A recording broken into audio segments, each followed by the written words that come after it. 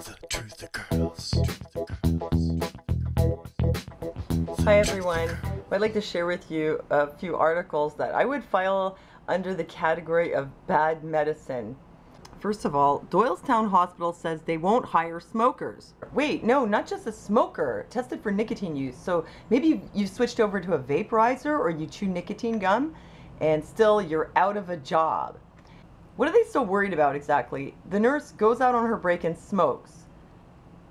There is now nicotine on her fingers. She washes her hands. The nicotine is gone from her fingers. It may be still on her mouth or in her hair. She will then pass this on to the patient.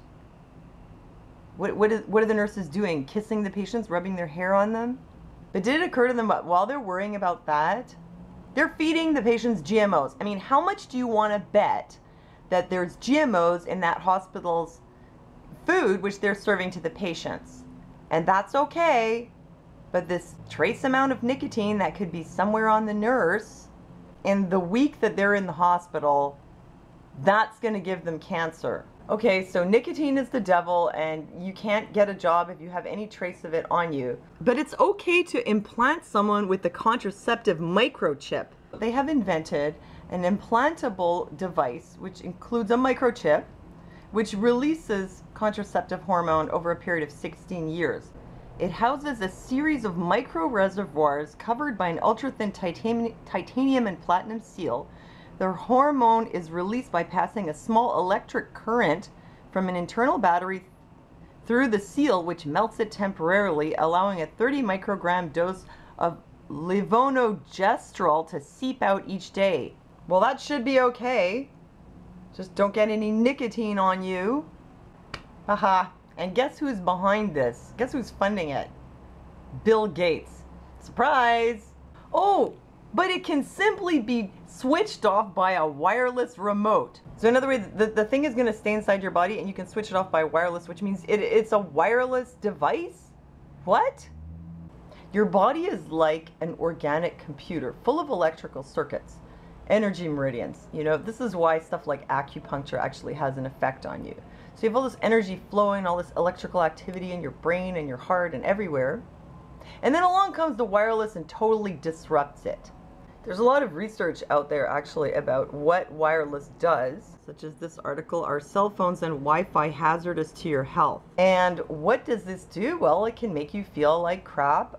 It can cause anxiety, depression, interfere with your sleep. Listed here also is Alzheimer's. Well, everything is connected to Alzheimer's. ALS, possibly cardiovascular disease, miscarriage, and learning impairments. How can it do this? Well, one thing mentioned here is wireless technologies like cell and cordless phones produce microwaves that increase the permeability of the blood-brain barrier, leading to changes in brain chemistry. And also they say even low-level EMFs can cause brain cells to leak. Another thing it does, being exposed to this, is it raises your levels of cortisol, which is a stress hormone. And cortisol, when you have too much of it, it'll make you tend to gain weight around the middle, like the spare tire, which in turn is linked to an increased risk of cardiovascular disease. It's just the fact that it raises cortisol shows that it's stressing you. It's putting you under a kind of chronic stress, whether you realize it or not. What happens when you're chronically stressed? You get depressed, you can't sleep, you get anxious, and you get sick. Plus, in this case, your brain cells leak. And you know what they have in hospitals these days? Lots of wireless. And someone on my Facebook page, which is facebook.com/thetruthergirls, you guys are great, by the way, because every time I post something, you always put a lot of really interesting comments and links, and I appreciate it. So somebody mentioned that now in hospitals, they have these wireless monitors that the patients keep on them, which can destabilize your heart rhythm, and they wear them right over the heart.